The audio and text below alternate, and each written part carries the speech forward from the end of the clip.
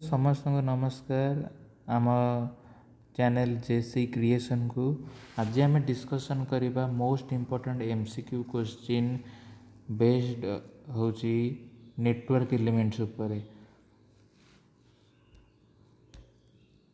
आमर जी भी एग्जाम रहीगला ओएचबीसी तो कंडक्ट हो सारा नेक्स्ट रहा जो आरआरबी जेई समस्ते फॉर्म पकई थे तो जीतिक भी इंजीनियरिंग जॉब सब रहा सेगुरा सब आम कंप्लीट करवा वन बाय वन धीरे धीरे आम कंप्लीट करवा तो फास्ट आम कंप्लीट करवा नेटवर्क एलिमेंट जोटा कि 14टा क्वेश्चन नहीं मुझे आस जाइए आपण मैंने जॉइन कर बहुत नुआ नुआ जिनस जानीपारे जो जिनसा भी आप जाणी भूली जाइए भी आउे आम कभरअप करदे तो भिडर शेष पर्यंत बने रुहतु आमको एमती सपोर्ट कर तो जीवा आम फास्ट क्वेश्चन तरफ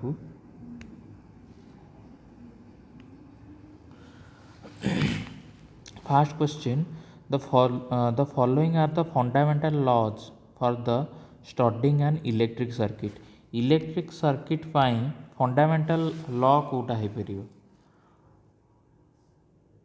तो थियोरी ऑफ आइंस्टाइन जोटा देखा से तो आम कौट जानू theory of Einstein law of Newton motion पाई आसे सेटा एठी किछि लागिबो नाही किर्चॉफ्स लॉ ठीक अच्छे फंडामेंटल लॉ हिसाब से किर्चॉफ्स लॉ आसीज फाराडे लॉटा आमर रोटेटिंग मैग्नेटिक फील्ड तो करेन्ट प्रोड्यूस जोटा होता dynamically induced EMF Faraday's laws कौन कहला e is equal to D phi by D T whenever flux changes और flux linking with conductor changes and EMF is induced in it मन कर एटा north south रहा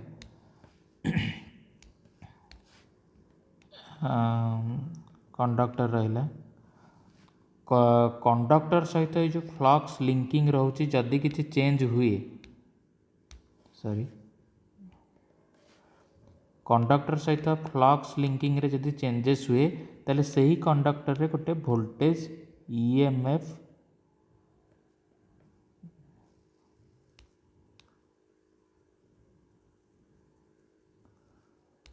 EMF उत्पन्न हम ये समस्त जानते चलो आमर C option Kirchhoff's law correct answer हो नेक्स्ट जीवा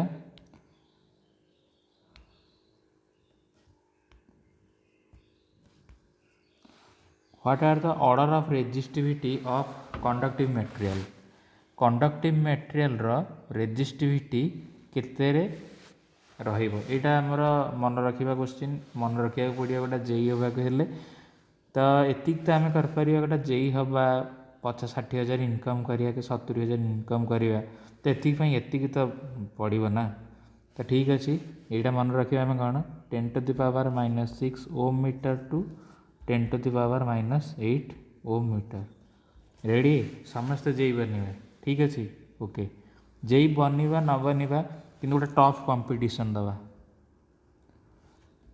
टफ कंपटीशन निजर दावेदारी देखा कि मु भी योग्यता अच्छे ठीक अच्छे next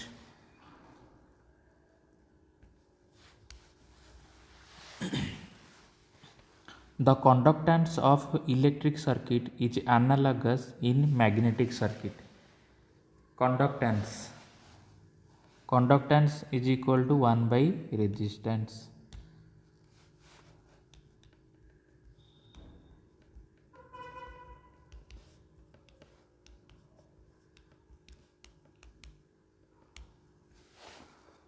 one by resistance magnetic circuit रे कौन हम रे भाई ये आम कंपेरिजन करदे Ohm's law electrical circuit magnetic circuit I is equal to V by R आधे आसो कौन एमएमएफ बाई रिलक्टेंस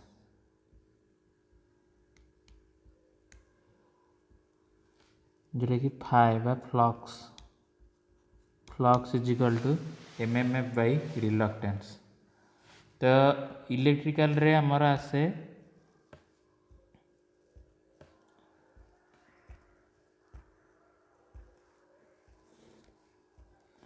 इलेक्ट्रिकल रे रेजिस्टेंस रो अपोजिट आसिला कौन कंडक्टेंस। तो सेमती रिलक्टेंस रो अपोजिट रे किए आसीबो ना परमेआंस आसीबो। एटा हम हमरा राइट आंसर। तो option number C right answer हम। रिलक्टेंस हेनी बोले भूल भाल हो। तो ये जाना पड़ो। तो कंडक्टेंस आसीबो मैग्नेटिक सर्किट रे एनालॉगस हो परमेआंस। नेक्स्ट जीवा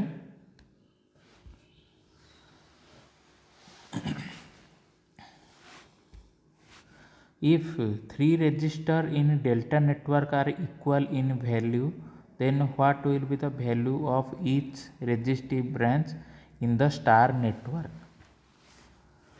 स्टार और डेल्टा भितर रिलेशन केमती गोटे स्टार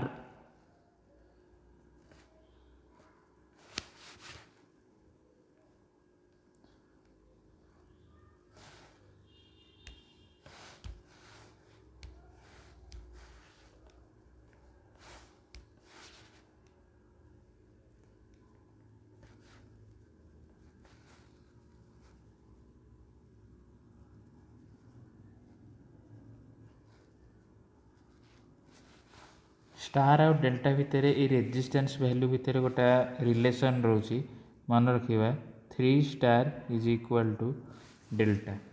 आर माने होची स्टार रे जदि गोटे वैल्यू स्टार रे जदि गोटे वैल्यू 1 रोची सब गुराक 1 रोची तो डेल्टा रे आसिला बेलू से केते ना 3 लेखा हो कहीं डेल्टा वैल्यू जिते आम कन्वर्ट करवा जिते आम डेल्टार वैल्यू कन्वर्ट करवा डेल्टार वैल्यू कन्वर्ट करवा तो स्टार सांगे जेति यूनिट लिखाई थो 3 गुणा हो। तो 1 सांगे मुझे सिंपल कौन कली ना 3 को मल्टीप्लाई करदेली आ लिखिदेली 3 बोली। ठीक अच्छे जब 3 अच्छी 1 हो तो डेल्टा रे रेजिस्टेंस अधिक रोचे आम एमती भी जापर। तो कहला क्वेश्चन कही if 3 resistor in delta network are equal in value then what will be the value of each resistive branch in the star. Delta रे थिले स्टार रे केते हो डेल्टा रे थिले स्टार रे केते हो तार 1/3 हम 1/3 value of the delta resistor. जब स्टार रु डेल्टा कन्वर्ट करिया कहिबो तो 3 मल्टीप्लाई करिवा जैसे डेल्टा नेटवर्क रे equal value then what will the value of each branch in star network रे केतेटा हो डेल्टा रे 3 देजी स्टार रे केते हो तार 1/3 हो जिवो। नेक्स्ट जीवा बैटरी रो कैपेसिटी केमिति मापिबा आमे कोथरे मपा हुई। ठीक अच्छे सब जाक डिस्कस करदे एम्पियर ना रे भाई current ampere hour last discuss करिया watt hour energy watt power unit watt ampere hour battery रो कैपेसिटी। ओके नेक्स्ट जीवा आम components which obey the Ohm's law are known as. बढ़िया क्वेश्चन जो कंपोनेंट गुराक ओम्स लॉ मानती Ohm's law रो आउ गोटा क्वेश्चन भी आसे ओम्स लॉ रो ग्राफटा आमर लिनियरिटी थाए ओम्स लॉ ग्राफ लिनियर थाए किंतु आउ गोटा क्वेश्चन देला जो कंपोनेंट गुराक ओम्स लॉ मानती मानकर रेजिस्टर ओम्स लॉ माने करेंट जो हिसाब रे I is proportional to V I is inversely proportional to 1/r तो जो गुराक मानती से कौन कहुए कैपेसिटर कहुए ना, नॉन ओमिक कंपोनेंट्स कहुए ना, रेजिस्टर भी कहुए ना कि गोटाए रेजिस्टर माने कि आमर अन्य भी किसी कंपोनेंट थाई पारे, तो सेगुरा को आम समस्ते कहवा कौन ना ओमिक कंपोनेंट। आर फाइनल आंसर आसीबो ओमिक कंपोनेंट देखा जाउची ऑप्शन नंबर डी। नेक्स्ट जीवा, the current drawn by tungsten filament lamp is measured by an ammeter. Current draw करुची ताकू आमीटर द्वारा मैप कराला। The ammeter reading under steady state condition will be dash the ammeter reading when the supply is switch on. तो basically कहला tungsten बॉलटा steady state माने बॉल जलाइबा पूर्वरु केते रीडिंग देखौथिबो आउ बॉल जलिला परे केते रीडिंग देखौथिबो। आमे जानिछे फास्ट जानिबा रेजिस्टेंस। गोटे टंगस्टन बॉल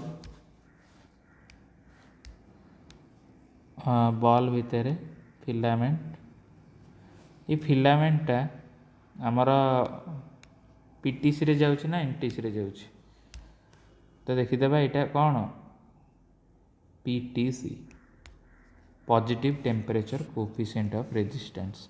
टेम्परेचर बढ़िले रेजिस्टेंस बढ़िबो। तो ठीक अच्छे जितेबाला कोल्ड थी, कोल्ड माने स्टेडी स्टेट,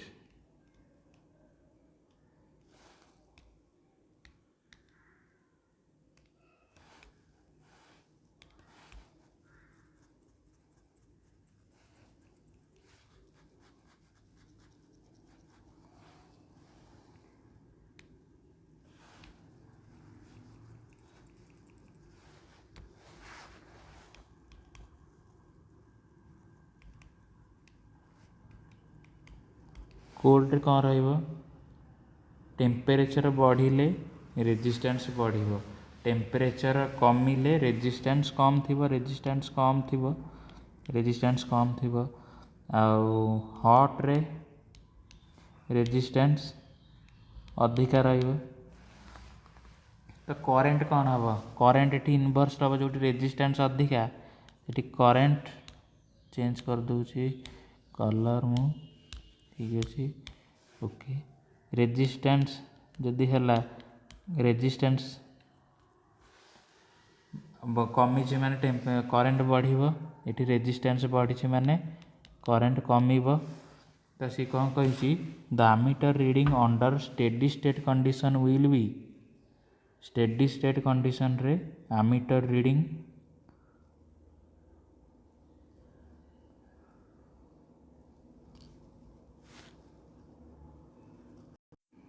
हाँ आम ये आरंभ करिए जे स्टेडी स्टेट माने होची कोल्ड नु, स्टेडी स्टेट माने होची हॉट रेजिस्टेंस केते हबो। हॉट रेजिस्टेंस रे करेंट कौन हम, तो हॉट रेजिस्टेंस रे आमर करेंट लेस देन हम कहीं आम देखिपे। तो इनिशियल कंडीशन रे करेंट इनरस करेंट हाई करेंट आ जितेबाला हिट होची ता टेम्परेचरटा बढ़ुची तो सही हिसाब रे रेजिस्टेंस बढ़िबो करेंट कमिबो तो लेस देन हम। बहुत क्षेत्र में स्टेडी स्टेट माने आरंभ दे दी थाए तो से जोगुरु मु भाविले आरंभ बोली, किंतु बल्ब कौन एठु देइछि कौन ammeter when the supply is switch on. तो सप्लाई स्विच ऑन हो सारा परे स्टेडी स्टेट माने ता पर अवस्था परे ता ये स्विच ऑन होबार पर अवस्था परे आमर करेंट कौन हम ना करेंट लेस देन हम। तो यहाँ बहुत ट्रिकी क्वेश्चन था, स्टेडी स्टेट पाखे टिके गड़बड़ हो जाई पारे तो देखिक करिया पड़ो। तो जी next question,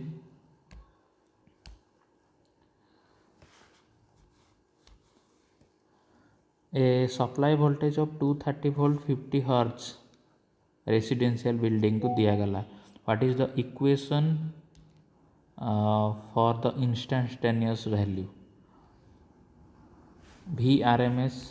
VRMS 230 the Vmax आमर इक्वेशनटा आसे इक्वेशन लिखा हुए V m sine omega t ओमेगाटा हूँ 2π/f टी बड़ छोट टी किसी असुविधा ना जमी लिखिपर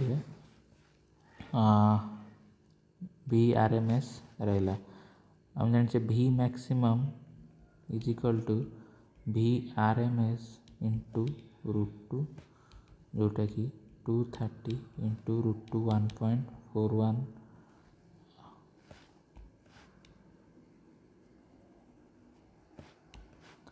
1.414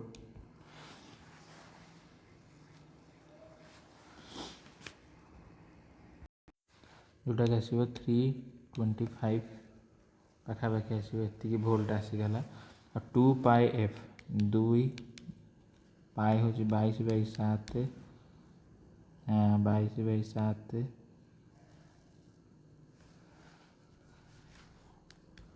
f 50 इंटू टी यहाँ पकईदे आसो 314 अप्रोक्सीमेटली से वैल्यू हिसाब से आम ऑप्शन ए ठीक हम आमको मन रखार अच्छी वी मैक्सिमम फर्मूला कौन √2 रो वैल्यू 1.414 ये मन रखा पड़े भाई 60,000 सवाल ये कौटी आमर यहाँ पढ़िया पड़नी जे आमर कैरियर आमको निर्णय कर आम कौटी रहा आम कौ मान सहित चलवा आमर निजर फ्रीडम आमको ये क्वेश्चन करने को पड़ो ठीक अच्छे नेक्स्ट जी ये रिजोनेंट और ट्यून्ड सर्किट रिजोनेंट को ट्यून्ड सर्किट भी कहती आम रिजोनेंट सर्किट ही क्या कह फास्ट रेजोनेंस आम जाने रेजोनेंस RLC सर्किट रे आसता है RLC सीरीज सर्किट रे जदि जदि आमर एल आउ सी प्रॉपर्टीज नष्ट हो जाए परस्पर कैंसिल आउट कर दियंती ताले सही क्षेत्र में आम कह रिजोनेंस तो एल आउ सी आसो रिजोनेंस कहला माने तो रिजोनेंस और ट्यून सर्किट बिकम्स आने इंडक्टर एंड डैश आखि बुझिक आम कह कैपेसिटर आखि खोलिक कह भूल भाल सब ठीक अच्छे कैपेसिटर रिजोनेंट और tune circuit combines an inductor and capacitor to make a circuit that responsive to frequency. Okay, next.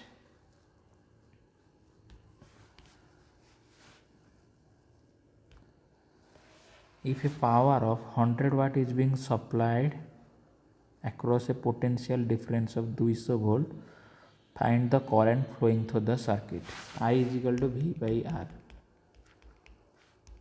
V is equal to 200 divided by no.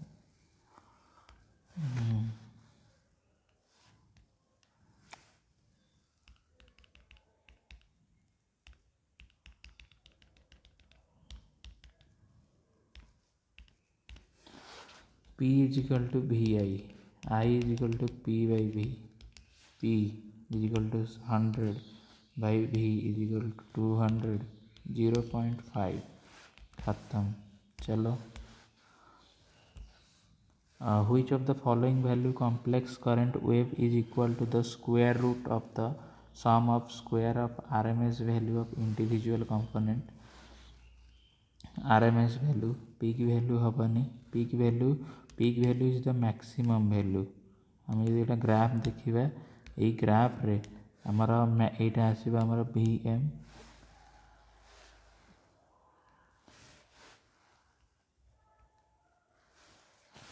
ता तरफ आसो आमर RMS V RMS नेक्स्ट को आसो V एवरेज तो ये हिसाब देखिए जदि कौटी स्क्वायर रूट हिसाब से आसो RMS माने हूँ स्क्वायर रूट रे आसो कि 2 रे आसो यही किसी वैल्यू आसला ताले आम जानियो सेटा हूँ RMS वैल्यू बोली तो ये स्क्वायर रूट कहला माने से हिसाब से आमको suggest करुच्ची RMS value. Next,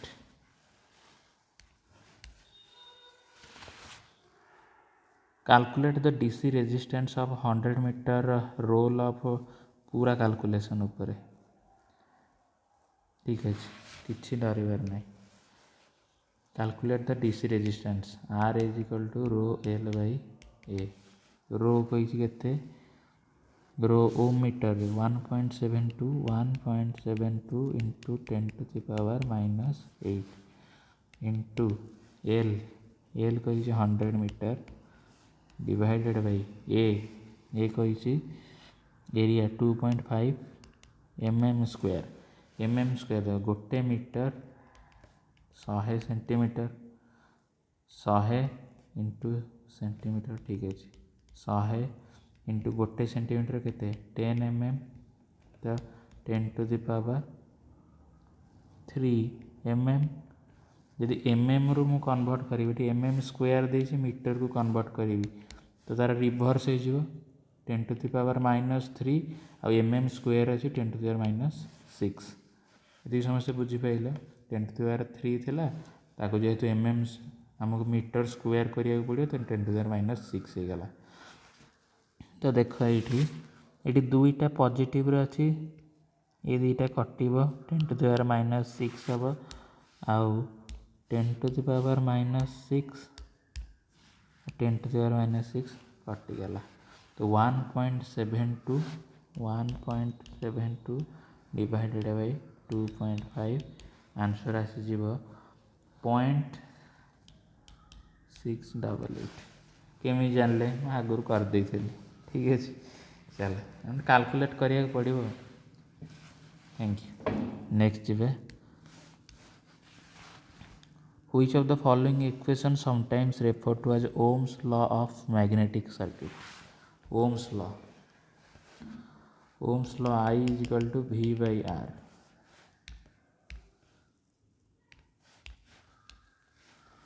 I is equal to V by R. I is equal to mmf by reluctance. Phi is equal to S mmf by भूल ऑप्शन अच्छी phi is equal to ni divided by s. Fast option टा fast option एमती लिखाई था phi is equal to ni by s. Right answer आसीबा हमर ni गला mmf को ampere turn s for reluctance phi for flux. Next last question A 9-volt battery 1 milliampere current in a series circuit resistance R1 R2 and R3 okay R1 R2 R3 series current flow होची 1 milliampere current with a supply voltage of 9 volt. Series रे current समान रहिबो voltage drop होची 1 volt 2 volt 3 volt.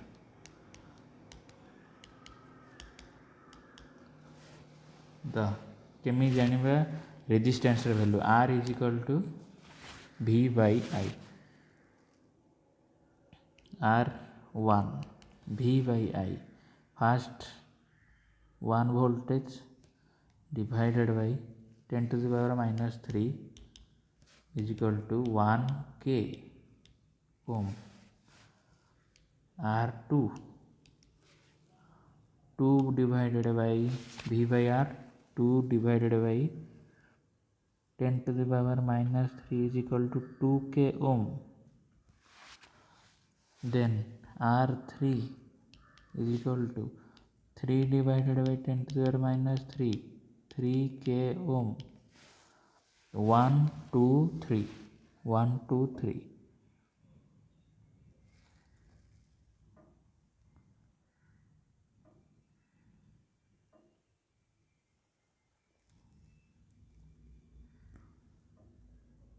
One two 6 voltage 3 voltage लिख दी sorry.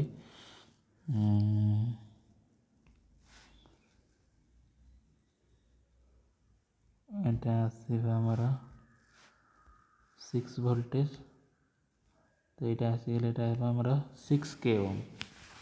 Okay 1 2 and 6 k ohm option number 1 is correct. तो आम संपूर्ण discuss कले किसीटा जदि आपन को मु कहला बेले टिके भूल हो किंतु मु डायरेक्ट कहूँ ना तो टिके भूल होइथिबार भी चांसेस अच्छी कहला बेले गोटे फ्लोर रे ठीक हो न पारे किंतु जितक भी ऑप्शन आ जोटा भी पढ़ेली से सब करेक्ट अच्छी आपन चाहिए भी देखिपारे। ओके आउ चाहिए कि समस्ते एगुरा सब प्रैक्टिस करिकी निजर लाइफ सिक्योर करवा समस्ते भी मु भी फॉर्म पकेबी मु भी मो निज मार्क भी आपको शेयर करी कि हाँ गोटे कैंडिडेट को जाना हेल्ले प्रथम मु भी परीक्षा देवा पड़ो। तो नेक्स्ट वीडियो रे देखा। Thank you.